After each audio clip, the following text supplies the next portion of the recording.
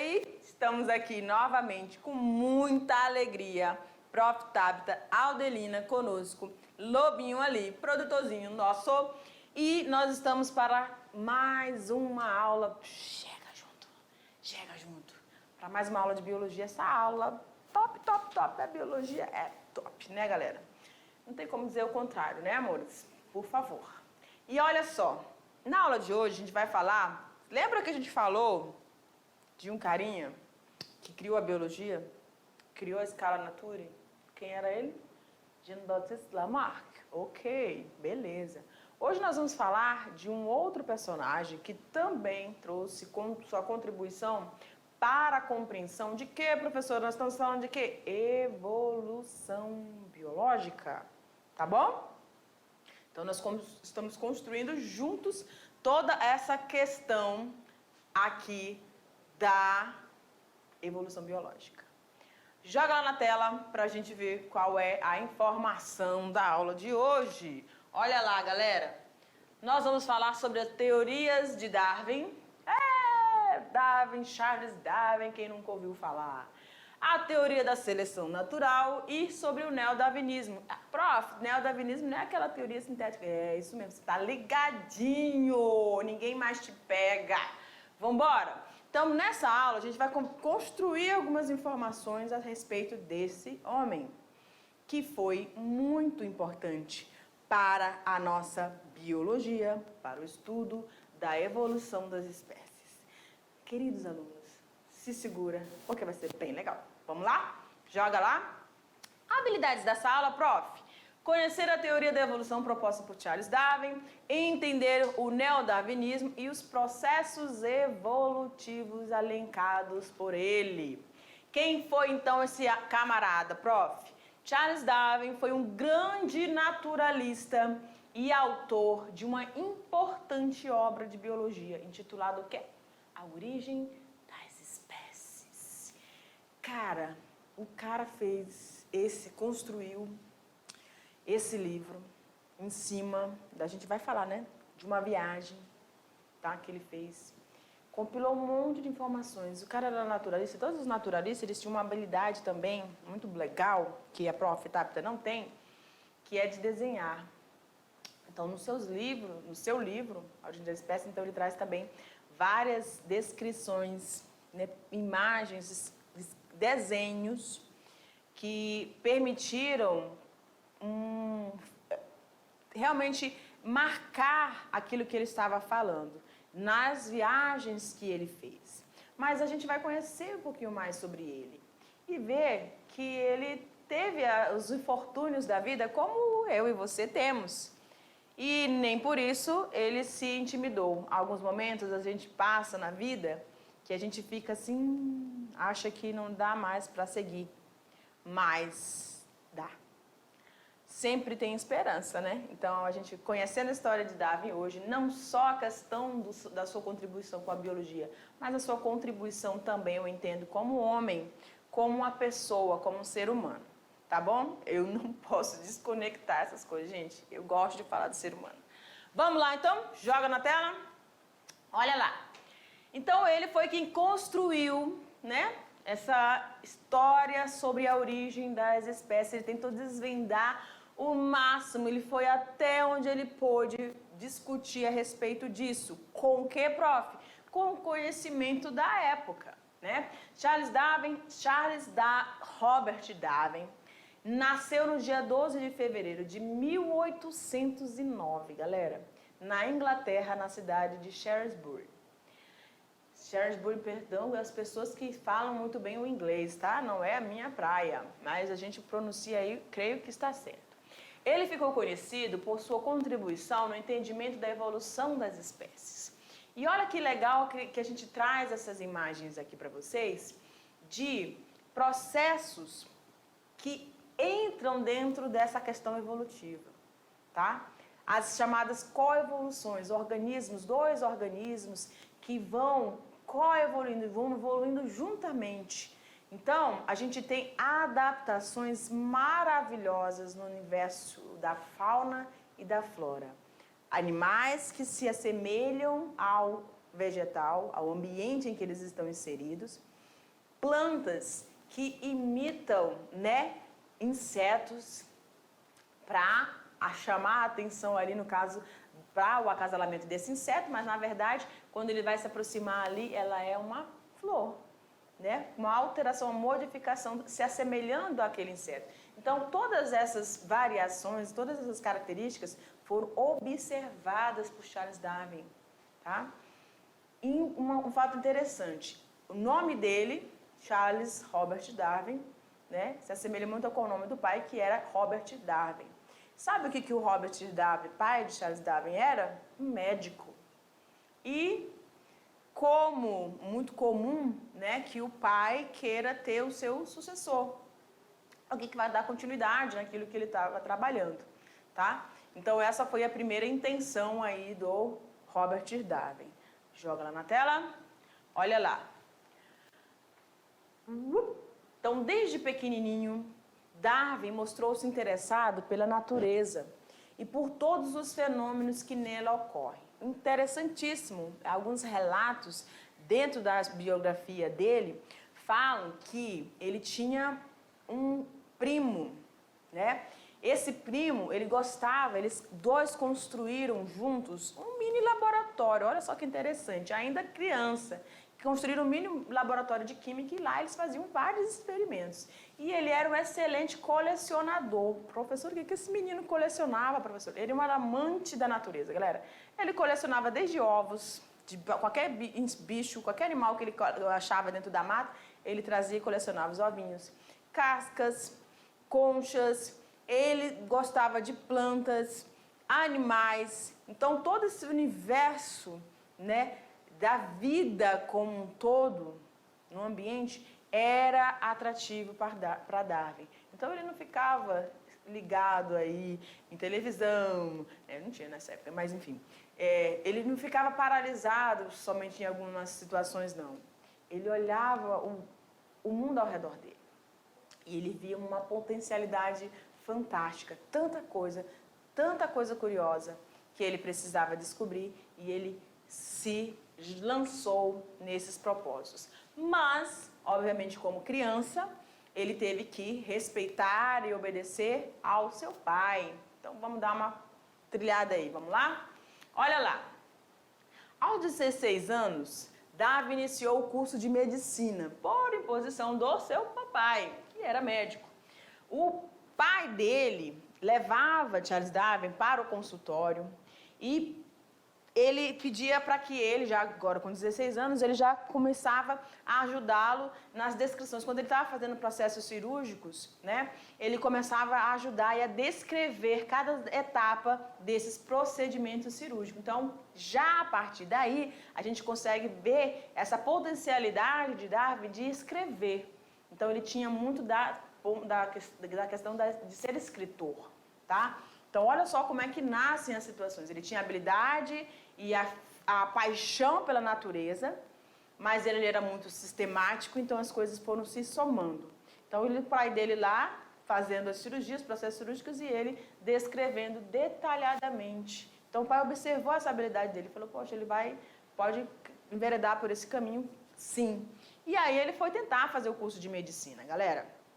Né? Só que não deu muito certo para ele. Sabe por quê? Na época não tinha alguns procedimentos cirúrgicos não tinha como usar anestesia. Ele ficou traumatizado com procedimentos cirúrgicos, tá? E aí ele disse, não dá para mim, eu não aguento ver essa situação, muito sangue, dor, né? Enfim. Ele disse que não dava para ele. O que aconteceu? Vamos lá, seguindo? Olha lá na tela. O pai dele, né? Ok, você não quer medicina, beleza. Ele matriculou ele na universidade para fazer bacharelado de artes e tornar-se clérigo na igreja anglicana. Então, o lado religioso estava muito forte na vida dos pais e também na vida de Charles Darwin, tá? E aí, ele conseguiu aí, né, foi estudando, só que olha só um detalhe também curioso aí, que mesmo estando ali estudando, fazendo bacharelado de artes, ele fugia. Sabe para quê, gente? Ele não estava muito ligado no estudo, não. Ele queria o contato mesmo com a natureza. Aí ele pegava, subia no cavalo, montava no cavalo e saía andando. E aí passeava com o primo dele, e aí ia atrás dos bichos lá dentro do mato, da vegetação, pegava as mudinhas, trazia. Então, era o universo dele. Ele não gostava de estar preso dentro de quatro paredes, né? E um ponto interessante também desses relatos de Darwin, da história de Darwin, é que na faculdade, foi justamente nessa faculdade, que ele descobriu um livro de um avô dele. Né? Então, eles tinham já tinha uma bagagem, toda essa família, né? Longos percursos aí, grandes produções científicas. E eu que estava aqui na veia de Charles Darwin, estava gritando aí para que ele realmente fosse o detentor de pontos tão importantes que nós trazemos hoje, compreendemos hoje devido aos estudos dele, tá bom? Vamos seguindo? Olha lá. Joga na tela. Charles Darwin conheceu John Stevens Weslow, um naturalista que o indicou para participar da tripulação do Beagle, né? Um navio que faria uma viagem a fim de mapear a costa da América do Sul. Aqui tem um ponto bem legal. Preste atenção, tem algumas situações acontecendo na vida de Charles Darwin. Seu pai, como ele não queria, ele não quis medicina, entrou para fazer bacharelado de artes, isso aí também não estava muito ligado nisso não. E aí, conhecendo esse seu amigo, o amigo disse, olha, eu vou fazer uma viagem, a gente vai mapear toda a costa da América do Sul. Vai ser uma viagem longa, mais ou menos aí 2 anos, Charles, tu quer vir comigo? Para me fazer companhia, porque, poxa, eu vou passar esse tempo todinho, você tem uma conversa tão boa, tão legal. Só que Charles Darwin estava prometido a casamento.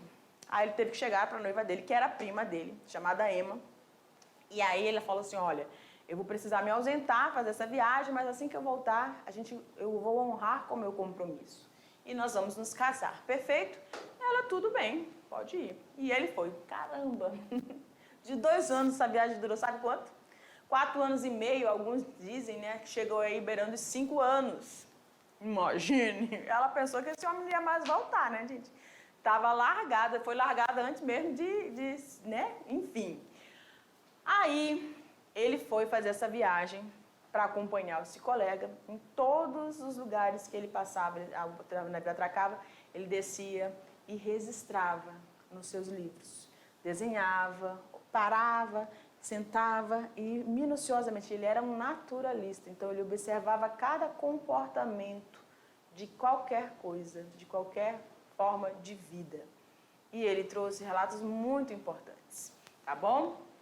Vamos seguindo, dando sequência? Olha lá. Foi no Brasil que Darwin teve seu primeiro contato com a floresta tropical. Ele aportou no Rio de Janeiro em 5 de abril de 1832. Nessa fotografia aí a gente tem um registro muito legal, né, da casa de Charles Darwin aqui, tá? Onde ele ficou aqui. Onde permaneceu enquanto o Beagle voltou a Salvador para rever cálculos cartográficos, né? Ou seja, eles fizeram uma viagem longa e toda a parada tinha que reavaliar a rota, né? Realizando uma série de coletas e observações. Então, ele começou, não foi o objetivo da viagem. Charles Darwin foi para acompanhar um colega, para fazer companhia, tá? 2 anos, imagine, preso dentro de um barco, é muito difícil, né? E aí, o cara queria uma companhia legal para conversar. Mas ele acabou, como ele tinha isso inato nele, ou seja, essa força que gritava dentro dele, de busca, de respostas. Toda vez que ele descia, ele coletava, ele ia estudar, fazia os registros, desenhava e ficava fazendo as suas deduções, suas especulações. Olha como é que é legal, interessante essa construção. Às vezes a gente não tem uma intenção, quando a gente pensa em um ponto de pesquisa, às vezes a gente não tem aquela ideia, né? De, eu vou fazer isso e acabou. Não, ela vai surgindo naturalmente. Isso quando isso é nato de você, né? Vamos seguir? Olha lá. Um dos pontos mais importantes da viagem de Darwin foi a sua parada nas Ilhas Galápagos, tá? Lá ele fez vários registros, você pode observar que tem várias ilhazinhas, né? Cada montezinho desses aí são as ilhas. E ele fez observações muito curiosas a respeito de um grupo de aves. Darwin percebeu que cada ilha possuía um grupo de pássaros específico e que provavelmente essa diferença apresentava relação com as características do meio onde eles viviam. Então, olha aqui, pode me jogar então aqui do lado dessa avezinha.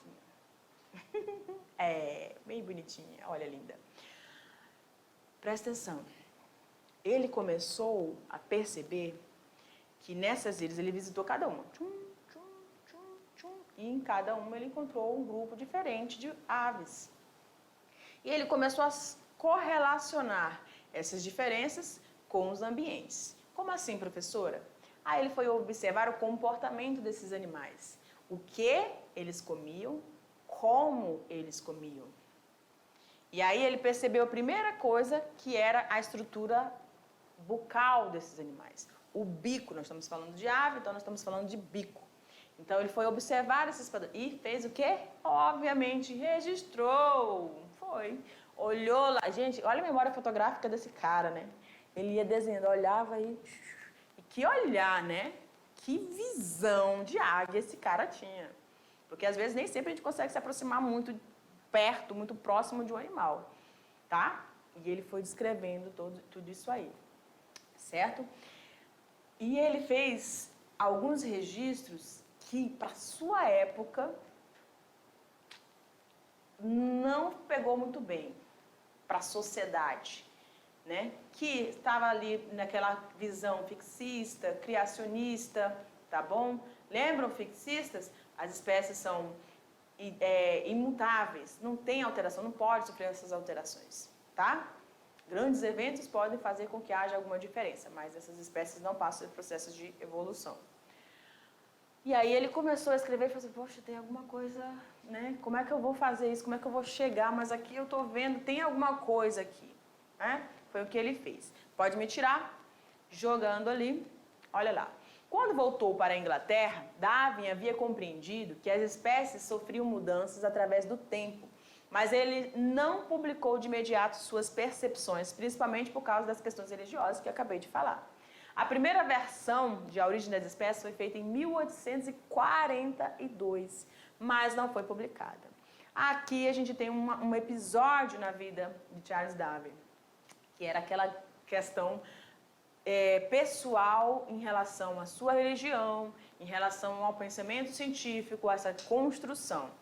E aí, acredita-se que como ele passou aí 4 anos e 6 meses, quase 5 anos, né, fazendo essa viagem, ele contraiu uma doença, acredita-se que tenha sido a doença de Chagas, né? Mesmo doente, ele continuou o trabalho dele, produzindo muito, registrando e observando e pegando outros trabalhos e somando as suas informações. E ele, como prometeu, né, a sua prima Emma, ele se casou. Muito jovem, eu esqueci de falar desse detalhe, muito jovem, Charles Darwin perdeu a mãe.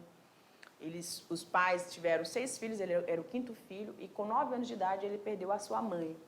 Então ele já estava um pouco meio fragilizado. E aí construiu sua família, porque era importante para ele essa questão familiar. Construiu, casou-se com a Emma, sua prima, tiveram 10 filhos.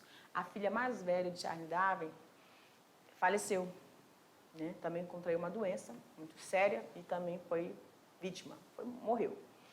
E as pessoas da época acreditavam que, pelas ideias, né, tão avançadas, tão distorcendo ou tão fora do que eles estavam acostumados, ele tinha sido castigado. Ele ficou mesmo acreditando naquela situação, tá? Mas, de fato, ela pegou uma doença e morreu por questão da doença. Não tem nada a ver de castigo, nada a ver com isso. Mas ser humano é ser humano, né? A gente tem as nossas fragilidades.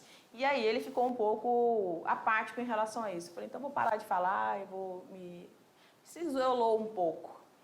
Mas como é importante as amizades, as construções das amizades, como é importante você não estar só. Viu, galera?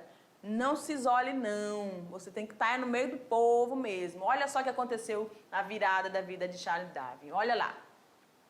Em 1858, Darwin leu um artigo de Alfred Russel Wallace, que apresentava ideias semelhantes às suas. Ele falou, pô, eu não tô só, cara, olha só. O Wallace também tá com essa mesma visão, então eu não estou falando sozinho. Eu posso gritar aos quatro cantos essas informações que eu sei que são preciosas, que vão revolucionar, sim, a minha época ou épocas futuras, né? Darwin enviou seu artigo para Wallace, para Charles Lee, Joseph Hooke, Asa Grau. Esses pesquisadores aconselharam, viram a produção do material, viram, vocês têm toda a potencialidade aqui para botar a boca no trombone mesmo e fazer e marcar a geração de vocês com essas descobertas. Vão para cima, falando bem no nosso linguagem aqui, né? Vai com tudo. Então, eles reuniram todo o seu material, toda a sua produção e, ó, partiram para encarar... Desculpa. Partiram para encarar, joga lá na tela, rápido, vamos lá, aí. Partiram, então, em busca dessa descoberta. Olha aí, as ideias de Wallace e Darwin foram apresentadas na Sociedade Linneana de Londres. Olha que legal.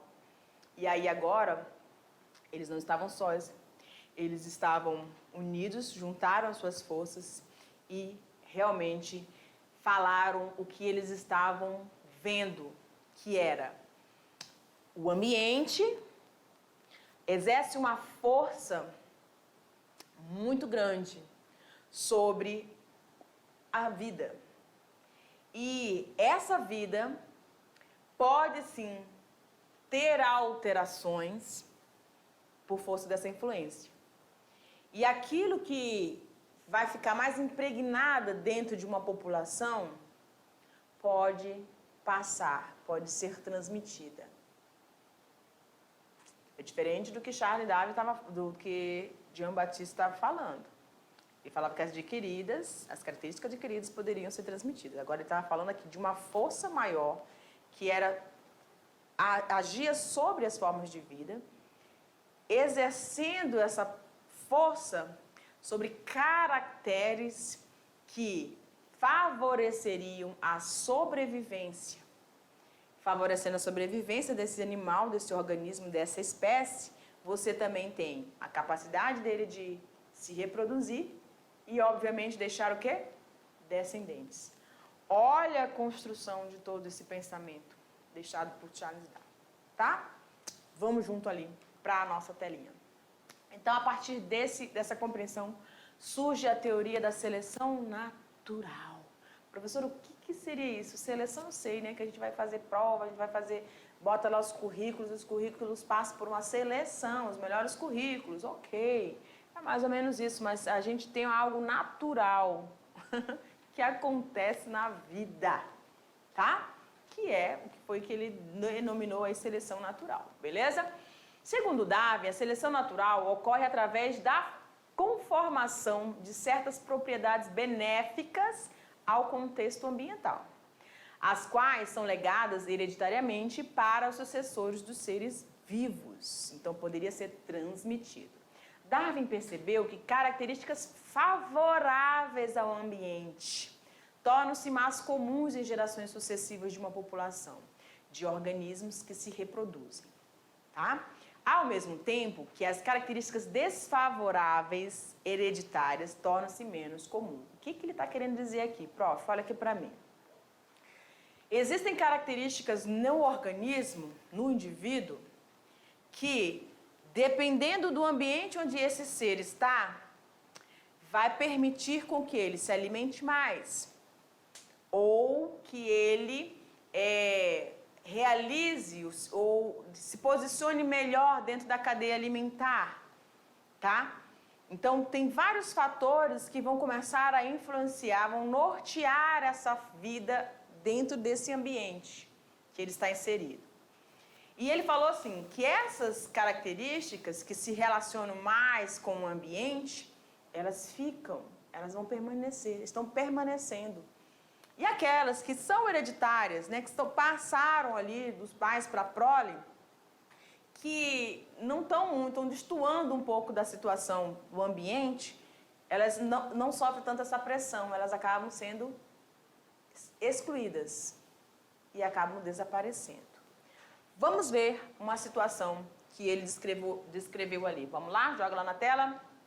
Então, aqui a gente tem a imagem de girafas. E essas girafas estão fazendo o quê? Tentando, né? Na primeira imagem, dá um close, menino. Olha a situação. Cadê? Deixa eu pegar minha canetinha aqui. Dá um close na pobrezinha aqui. Olha, gente, vocês estão conseguindo ver? Ó. Quem já viu a língua de uma girafa em zoológico, ela é enorme, tá? E a bichinha tá ali, ó, uma tá até, né, botou as patinhas para apoiar ali, ela tá querendo se alimentar. Olha para baixo, não tem nada de vegetação. Não, pode me tirar. Só a girafa, isso. Olha para baixo, não tem vegetação, tadinha. Olha aqui, tá tudo, né? A única vegetação verdinha, gostosinha, que ela tá doida para comer é lá no topo dessa árvore. Só que tá muito alto. Para Lamarck, o que aconteceria? Ela ia ficar esticando, forçando o seu pescoço, ele ia se alongando, essa característica ia começar a se destacar nesses indivíduos, e essa característica agora, né, favorecendo ele te pegar lá no topo da árvore as suas folhinhas para se alimentar, seria transmitida para os seus descendentes. Só que o Charles Darwin percebeu uma coisa muito importante. Olha aqui na imagem 2. Vou dizer que isso aqui é a imagem 1, isso aqui é a imagem 2. Você está vendo um pequenininho, um de estatura mediana e um outro que já tem um pescoção? Para Darwin era o seguinte, olha aqui para mim agora. Os de estatura baixa, mediana e a entre a alta passaram por um processo que ele denominou seleção. Como que acontece isso, professora? Enquanto a vegetação estava à altura de todos eles, o de pescoção conseguia comer aqui no solo, o pequenininho, o de estatura mediana também. Aí, a vegetação foi se tornando escassa e aí os vegetais foram crescendo também. E quem estava melhor adaptado para se alimentar lá das copas? A de pescoço grande. Essas diferenças, galera, ele já falou assim, já existem diferenças nítidas dentro de uma mesma população. E essa seleção natural, esse poder natural, age sobre características que vão favorecer, que estão relacionadas ao ambiente. Qual seria mais fácil para sobreviver? A espécie de pescoço grande. E foi justamente aqui que se desenvolveu. Permaneceu. Essas outras morriam. Não era interessante. Não favorecia a sobrevivência. Então, elas eram excluídas, segundo Darwin. Tá bom? Vamos jogar na tela? Olha lá, os indivíduos de uma mesma espécie apresentam variações em todos os caracteres, não sendo, portanto, idênticos entre si. Foi exatamente o que eu falei, dessas diferenças. Então, dentro de um mesmo grupo de seres vivos, você vai ter diferenças, tá? E essas diferenças são selecionadas, desde que no ambiente que esses indivíduos estejam, essa característica se sobreponha, vamos dizer assim, e mantenha essa espécie, esse indivíduo, favoreça a sua sobrevivência. Tá bom? O número de indivíduos de uma espécie é mantido mais ou menos constante ao longo das gerações. Há grande luta pela vida entre os descendentes, pois apesar de nascerem muitos indivíduos, poucos atingem a maturidade, o que mantém constante o número de indivíduos da espécie. Então, para controlar o número de uma população, primeiro você tem a taxa de natalidade, né? E a questão da mortalidade também, tá? E isso, olha só porque para mim, joga aqui.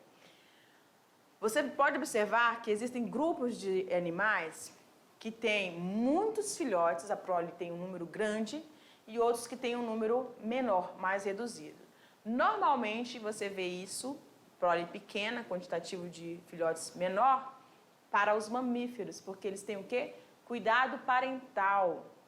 A mãe, a fêmea, cuida do seu filhote enquanto ele está em desenvolvimento. Então, ele protege das ameaças externas, de predadores. Mas outros grupos de animais, anfíbios, répteis, não tem isso não. Filhote de jacaré eclodiu ali do seu ovinho, meu irmão, ele tem que dar conta da vida dele. Tão pequenininho, mas já é uma fera. Já é uma fera. Já sai atrás de caçar, comer. Vai ficar ali. Os ovos são protegidos. Ali, enquanto está no desenvolvimento dos ovos, tudo bem. Mas depois que eclodiu, vá, meu filho, vá ser feliz. Tá bom? Então, essa diferença em números de proles, ela também é relativa a essa questão de proteção e manutenção. Então, você tem um número X de indivíduos ou de proles por cada espécie. Isso para cada grupo de ser vivo. Isso já está ali identificado, tá? Isso é bem interessante, né? Vamos seguindo? Olha lá. Aí. Os organismos com essas variações vantajosas têm maiores chances de deixar descendentes. Ao longo das gerações, a atuação da seleção natural sobre os indivíduos mantém ou melhora o grau de adaptação destes ao meio. Ou seja, né, em poucas palavras aqui, você tem ao longo dessas gerações, essas quantidade de indivíduos que nascem, tá? Você tem essa manutenção do número dessa população de indivíduos que vão surgir dentro daquela espécie. E ou essa característica ou essa adaptação vai manter aquele número, ou vai surgir, ou vai selecionar uma característica que melhore. Jamais, preste atenção aqui em mim agora, jamais você vai ter a seleção de uma característica que faça isso. Não. Você tem que avançar. Quando a gente fala de evolução, você tem que passar de um grau para o anterior e não voltar, certo? Então, em relação ao número de populações, o número de indivíduos dentro da população, que tem que ter um controle, e esse controle é algo natural, você tem essa inferência aí, tá? E aí você precisa que algo esteja controlando isso para manter ou aumentar, desde que favoreça a sobrevivência de todos aqueles indivíduos que representam aquela espécie, naquele ambiente. Tá bom? Tá para você? Olha como é que é muito interessante. Gente, isso é muito bom. A evolução é muito legal. Vamos seguindo? O conceito de seleção natural de Darwin foi baseado em algumas observações importantes. Vamos lá? Vamos ver quais são elas. Características, preste atenção, anota aí no seu caderninho. Então, ele se baseou em alguns pontos chaves. O primeiro ponto-chave é esse aqui, preste atenção. Características são geralmente herdáveis. Características são geralmente herdáveis. Em seres vivos, muitas características são herdadas ou passadas dos pais para os filhos. Foca na minha imagem aqui, linda e maravilhosa. Preste atenção. Eu não sei se você consegue, ali olhando para ali eu consigo visualizar, aqui eu não consigo não, pensa nitidez. Mas você está vendo aqui, ó, um indivíduo e o outro, né? São os parezinhos, tá bom? Preste atenção que esse aqui, ele tem um tom mais escuro e de azul, né? E esse aqui um azulzinho mais claro. Vocês estão conseguindo ver? Ok, espero que sim. Aqui você também tem, é tipo um vermelho, mas você tem um quase em tonalidade de rosinha e esse aqui mais escuro. Vocês estão vendo isso, né? Perfeito. Então você tem lá os indivíduos que chegam no momento de reprodução, vão procurar os seus parceiros para cruzar. E aí eles vão ter os seus filhotes. Vão ter as populaçõezinhas dele. Nessa população você vai ter indivíduos mais claros e indivíduos mais, eu vou colocar com xizinho, mais escuros. Tá? Aqui é a mesma coisa, os indivíduos mais escuros, ó, e os indivíduos mais claros. Professora, dá pra gente lembrar, sabe de que nisso aí? Lembram lá, olha aqui pra mim, lembra das características dos alelos dominantes, recessivos? Quando a gente olha aquele padrão de coloração, a gente vê, né, que algumas características, o grupo de cores mais fortes são número maior daqueles que têm a cor mais clara. Mas em que isso vai interferir, professora, para essa população? Preste atenção. Quando a gente fala de sobrevivência, a seleção natural ela vai favorecer aquilo que vai permitir com que esse organismo fique por mais tempo aqui. Tá? Então, Chaves fez essa primeira dedução. As características são herdáveis. Então, a cor e a tonalidade foi herdada pelos filhotes. Vamos seguindo? Olha lá. Nem toda prole é capaz de sobreviver. Olha o desespero das borboletinhas, né? Elas fazem assim, clup. Sabe aquele quando você engole seco, né? Olha só os recursos que vão limitar essa questão aí dessa população.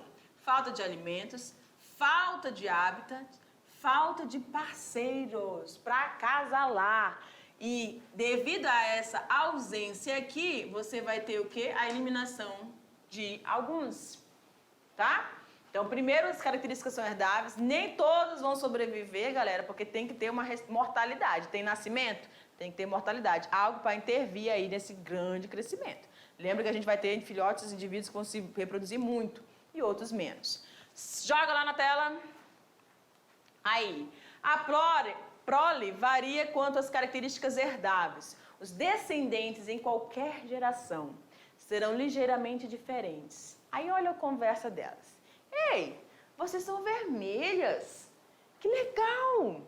Aí a outra diz, uau, adoro. Sabe aquelas meninas, né? Quando a gente chega lá vai naquela festinha, vai passear no shopping, a gente diz, nossa, amei o seu tênis, amiga. Ai, a sua saia é linda. É mais ou menos isso aí, a conversa delas aqui.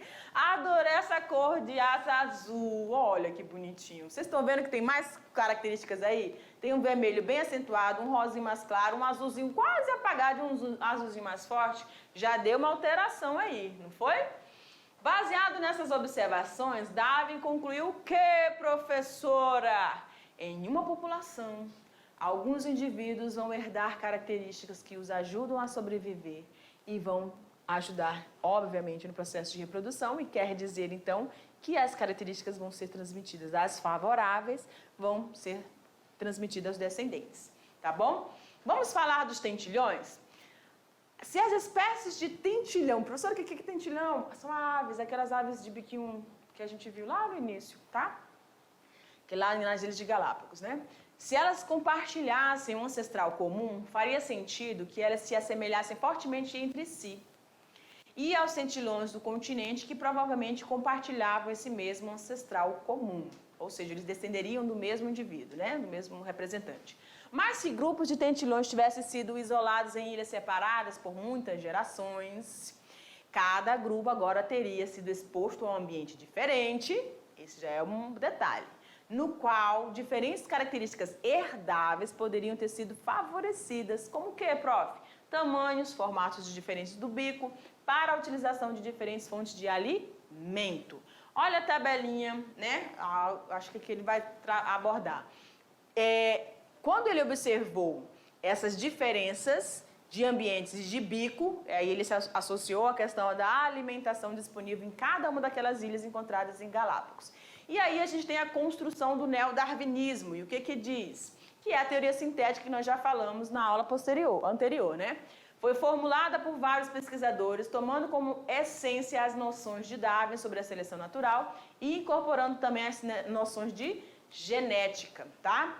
Essa teoria considera, conforme Darwin, que já havia feito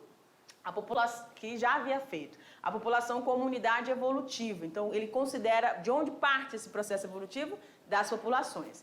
População é aquele grupamento de indivíduos, aí você só tem jacaré, tá? Então, é uma população, certo? A compreensão da variabilidade genética e fenotípica dos indivíduos de uma população é fundamental para o estudo dos fenômenos evolutivos. A evolução é, na realidade, a transformação estatística de populações ao longo do tempo ou ainda alterações nas frequências de genes dessa população. Esses fatores determinam alterações na frequência dos genes que são determinados por fatores evolutivos. Que fatores evolutivos são esses, prof? Olha aqui. Fatores que vão aumentar a variabilidade genética ou fatores que vão atuar sobre essa variabilidade que já está estabelecida. E aí a gente tem aqui, ó, a seleção natural, a oscilação genética e a migração. E para aumentar as mutações, tá bom, galera? Então você tem todos esses processos aí envolvendo, e justamente aqui para mim, quando ele fala da questão dos isolamentos nas Ilhas de Galápagos, foi quando ele trouxe, né, a maior descoberta dele aí, Esses isolamentos distanciam reprodutivamente e a influência também está relacionada com a forma de alimentação. Galera, essa foi a nossa aula e a gente te aguarda para a nossa revisão. Beijo no coração.